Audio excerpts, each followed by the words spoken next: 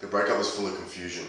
Took to writing that first verse in Leased Affection as a way of finding my own answers. I wrote the verse in one sitting and went to go to Podsy's house. Primo came down to his little home studio in his fucking room and he was playing this beat. He chopped up a Shiloh sample. And so I just jumped straight into his little cardboard booth and spat that first verse.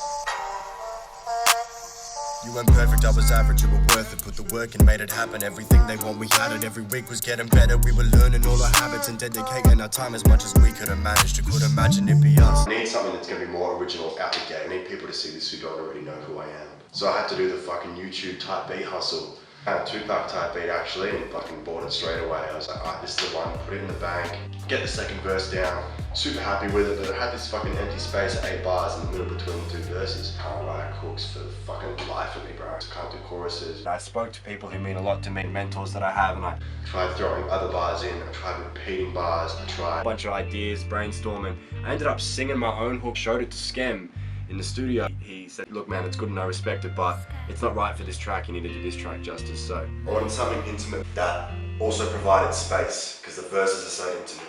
Chose this Mary J. Blige sample called Be Without You. I'm already on with you, just can't be without you, baby.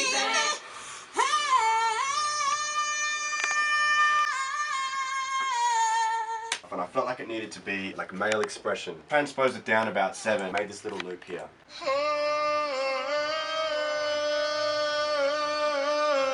So I started brainstorming what I was going to have the video look like. I found a videographer, Tom, so I hit him up. I had this like storyboard going on, put all these little drawings together, and at 3 AM in the morning I sent him a photo. He was down with it, we went to go shoot. It was interesting, man. It was like things kept running up, things kept getting in the way. I was trying to shoot the first day and the cops rocked up on my ass for being on like speakerphone because Tomas had the drone shooting for that drone shot.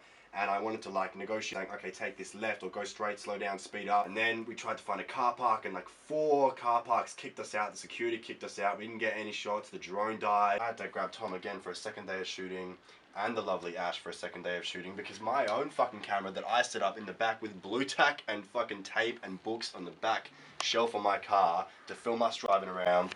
None of that worked on the first day. It was fucking unfocused the entire time. So I kept hitting these fucking roadblocks. I had to rethink it. Tomas lives near Docklands and he was like, man, there's plenty of places near Docklands you can just get a good view. So we drove down. That's the good shit coming. It's funny, I actually bought this little LED like light that I use for working on my car.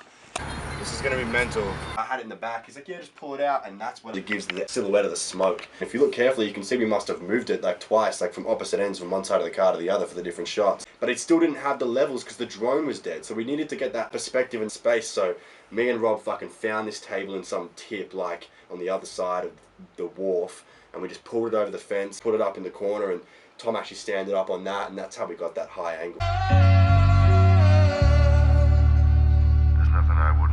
Every part of this project to stand by itself. I just made sure I was putting the work in. Even if you didn't like the song and you paid attention to what was going on, there was still something in it for you, because that's why I was doing the Saintside giveaway as well. I wanted to like really represent myself, what I do day to day, driving my first and only car, me and the boys that I grew up with, and just give the most honest, open and intimate version of myself out there.